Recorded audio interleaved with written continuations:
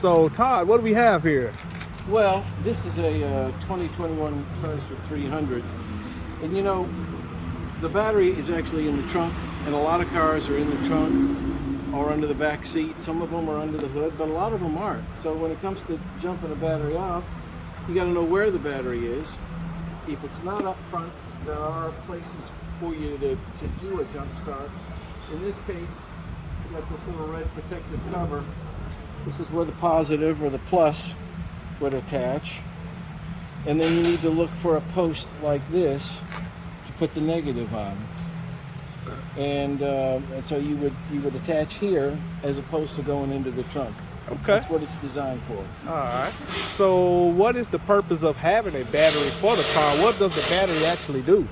Well, really, in most cases, the battery only does one thing, and that is it provides energy for the starter. So sometimes we have people say that they think they need a battery because the car isn't starting. And our next question is, will it crank or will it not crank? And when we say crank, we're talking about will the engine turn over? That's turning over. If it's doing that, it's not a battery problem. Okay. If, on the other hand, when you turn the key or press the button, it goes click, or a series of clicks, kind of like that, then you might have a battery problem or a battery connection problem. Okay. So what are the normal maintenance that we probably could need to do on a daily basis or a monthly basis? Yeah, not a daily basis, Yeah. and maybe not even a monthly basis. Okay. But you don't add water to batteries anymore, so wow. don't worry about that. But we do need to make sure that the batteries, that the connections are clean and dry. When I say clean, I don't mean wet, but if they have corrosion on them, then that can cause problems with how it connects. And so sometimes someone will think they've got a dead battery, and they don't have a dead battery. They're just not getting a good connection. And it could be that corrosion, it grows into the cables. Sometimes we have to cut an inch of that cable off to get a good clean spot. Put the connector back on the end. So get some fire to it, huh? Together. That's right. Okay. All right. Okay. What type of vehicle normally has a strong battery, or is there any that normally has one? Yeah, there are good batteries and there are not good batteries. Okay. When they come from the factory, they've pretty much always got good batteries.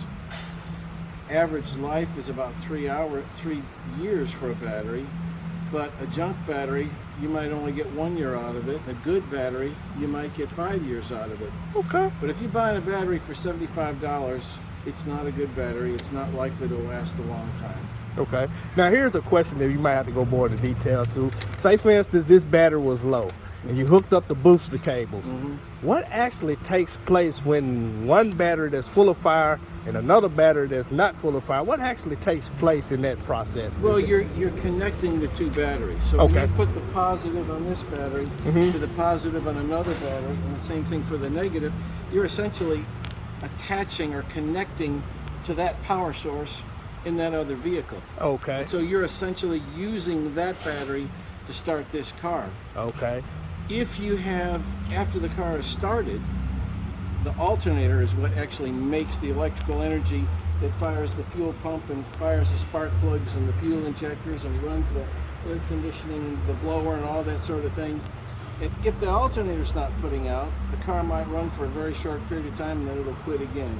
Okay. So, there's more than one potential reason for a no start.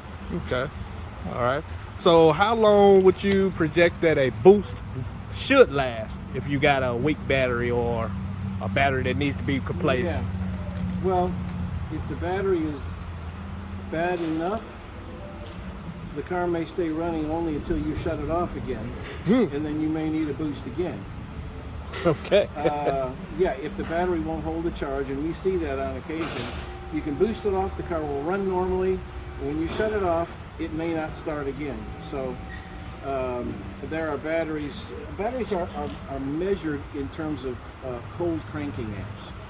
And that's just the energy that it's stored within the battery. And if a battery new has, let's say, 700 cold cranking amps, and there's various different levels for different cars, if it's got 700 cold cranking amps, but it's only measuring 490, it may start the car and it may seem like it's perfectly good, but if you leave something on for a few minutes, with the car shut off and you're running the radio for a few minutes, if it's got a low number of cold cranking amps, it won't take much to run that battery down low enough where it won't start the car. Or in cold weather, it's harder to start a car. It takes more energy to start an engine in cold weather than it does in warm weather. And so that's the reason you see more battery problems in the cold. If the cold cranking amps are low, when you go to start it the next time, it may seem fine one time, and the next time, if you've left something on it, it may not start again. Okay. So if we ever have that problem, of course, we can come bring it to you, Todd, correct? Please do. Okay. Please All do. right. Well, we appreciate your time on today, and we thank you for your information. You've been very great and helpful on today. Thank you. My pleasure. All right.